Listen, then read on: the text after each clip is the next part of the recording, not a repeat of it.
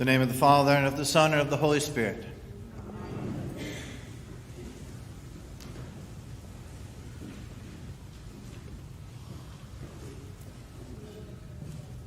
In 1935, in the early years of aviation, the adventurer and pilot Antoine de Saint-Exupéry had a crash. You may have heard his name as the author of the popular book, The Little Prince.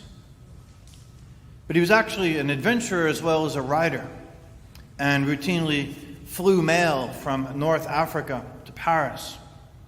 And while he was on a race, an aviation race, he and his mechanic crashed at a remote site called Wadi Nadroun in the Libyan desert. They somehow survived this crash, but they were left with only a few resources. They had one thermos of coffee, a small amount of wine, they were French after all, grapes, oranges, chocolate, and crackers. This did not last them long. After 4 days of wandering, they were near death. They were hallucinating, severely dehydrated, following mirages, and walking toward their end. It was at that point, as they were about to die, that they were discovered by a Bedouin, a local tribesperson, who was traveling on his camel. And this Bedouin took these two Europeans into his care and hydrated them, gave them food, let their heads clear, gave them rest, and then made sure they were able to get to where they needed to go in order to be safe on their journey. Little background to this: there was no great love between the Bedouins of the North African desert and the Europeans who had decided to colonize them. Libya, where Saint-Exupéry and his mechanic had crashed, was known in Europe at least as Italian Libya. Algeria next door was run by the French. So in fact, to most of these tribesmen, the Europeans were invaders. They were enemies. But instead of killing these two guys, or imprisoning them, or robbing them and leaving them for dead, instead this Bedouin took them to his home and nursed them, fed them, tended their wounds, and ensured that they got to where they needed to go. This is because in Bedouin culture, as in many traditional cultures around the world, hospitality is a sacred and central virtue. Treating others as if they were God. Treating others as if they were angels. I've experienced this a little bit myself. A long time ago, about 15 years ago, I was traveling through India, and I was having dinner at this one family's house that had invited a friend of mine and me to eat with them. And as the meal started, they put before us all this beautiful food on banana leaves, which was the kind of formal way of eating in that part of India. And then they stood around us, smiling, watching us eat. And I found it a little weird. So I said to my friend who spoke the local language, could we invite them to join us? Because there were also like 8 empty seats also around this table. And he said, oh yeah, he said, I'll do that, but they won't. So he talks to them in the local language, and then the head of the family talked back sort of a paragraph or two to him. And so I asked him, I said, well, what did he say? He said, they won't eat with us. And he said, because he said, guests are like gods, and gods eat before people. Wow. Our readings today give us a glimpse of how this idea of sacred hospitality, still alive in so many parts of the world, runs through the whole biblical narrative. We see the ancient roots of Israelite hospitality, as well as how Jesus ramps up what this could mean for us today. We start out with Abraham in our first reading, and much like that Bedouin who rescued these 2 dying Frenchmen, Abraham had his gear together. He was traveling probably with a small private army, his encampment. And when he sees guests wandering by, he knows he needs to reach out and offer hospitality. It's what you do in a climate where without hospitality, you will die. And so you can see the sacred nature of this. He falls at their feet, right? He's treating them like gods, like angels. And he says, please, please take what I have and use it for your good. This sense of hospitality that we see in Abraham today continues all through the scriptural narrative. In that same Abrahamic family, we see the destruction of two cities in the Bible, Sodom and Gomorrah. And unlike what you may have learned by people who probably didn't study quite enough, they were not destroyed because of sexual crimes. They were destroyed because they did not practice hospitality. That's how serious hospitality is. God commands kindness and welcome to strangers. Listen to these two verses. Here's Exodus. You shall not wrong or oppress a resident alien, for you were aliens in the land of Egypt. Leviticus goes on at even greater length, which is what the book of Leviticus tends to do. And we read this: when an alien resides with you in your land, you shall not oppress the alien. The alien who resides with you shall be to you as the native born among you.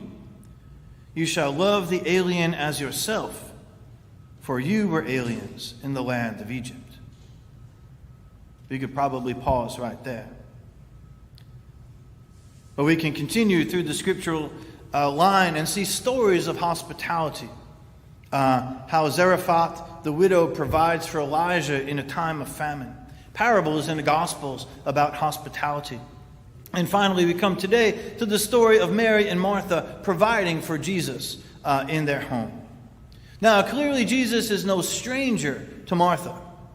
Martha's sharp demand of Jesus, "Tell my sister." And her revelation of her frustration shows that she's intimate with Jesus, like they're friends, right? I mean, think about it. You're not going to complain to and triangulate somebody you barely know. We save all that unhealthy behavior for the people really close to us that we love, right? You know? Now, to understand Martha's complaint in its entirety, we need to know one or two things about first century hospitality. In the hospitality business in the first century, work was split along gender roles. So the women's role was largely working. Cooking, serving, cleaning up, setting up, this sort of thing. The social duties of hospitality fell to the men, sharing stories with the guests, entertaining them, or in the case of a great teacher like Jesus, sitting at their feet.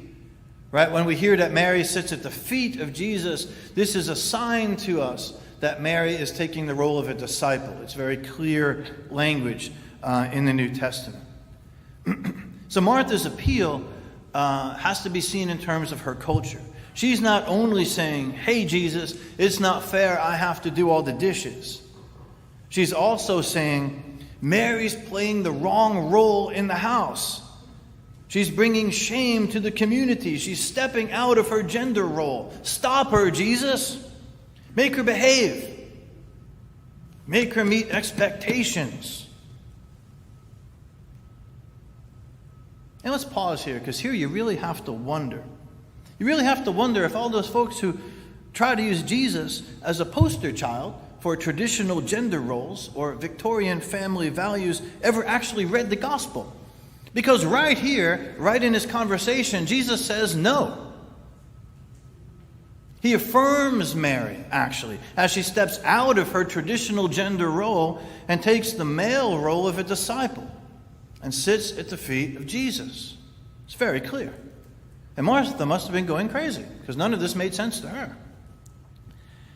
In saying no to Martha's request, in affirming Mary's shift into a different, non-traditional role, in this case, the role of a male disciple, Jesus shifts from being the guest of Martha to being the host of Mary. And in hosting Mary, he deepens for us and extends what biblical hospitality is all about. Here's what I mean. Jesus as the host, Jesus as the one who invites, the one who nurtures Mary to be who she knows herself to be, a disciple of Jesus. He invites her to do this regardless of the stereotypes of the culture. Later in the Gospel of Luke, in the same Gospel, Jesus makes it clear that biblical hospitality should be extended especially to those who cannot reciprocate. Especially, we need hospitality to be given to the unwelcomed or the cast aside or those judged by others. And then in the Gospel of Matthew, Jesus identifies himself with those very people. To paraphrase the 25th chapter of Matthew, Jesus says, whenever you cared for or didn't care for one of the least of these brothers and sisters of mine, you did it or neglected to do it to me. And the Christian tradition, the deep Christian tradition, has always kept this sense of hospitality alive through the centuries. The rule of St. Benedict, which directs pretty much most of the monasteries in the Western world, exhorts the monks this way: let all guests who arrive be received as Christ. All guests, no exceptions. Aside from the universal nature of hospitality, Jesus also has hospitality go deeper for us as well as wider. Jesus, as a host, deepens hospitality beyond physical provisions. He shows us that true biblical hospitality includes welcoming soul care of one another, which means offering one another the space and the latitude to be who God calls us to be. It's not only watering camels and preparing food. It's supporting and affirming all people, because each of us is a guest on this earth. Affirming all people in their journeys to become more and more who God calls each of us to be. And that call is unique for each of us. And if we take it seriously, it represents the major work of our lives. Maybe this is the one thing necessary that Jesus is talking about. It's the uncovering inside ourselves of what is angelic amidst a lot of inner noise and fear and self and distraction. There's a story of a Hasidic rabbi, Zusia of Anipoli. And Zusia was a famous teacher among the Hasidim, and he lived in 18th century, what now is the Ukraine. And when he was near his death, his disciples gathered around him and they said, "What do you think's going to happen, Zusia? What's it going to be like on the other side when you come to your judgment before God?" And here's what he said. He said, "In the coming world, they will not ask me, 'Why were you not Moses?' They will ask me, 'Why were you not Zusia?'"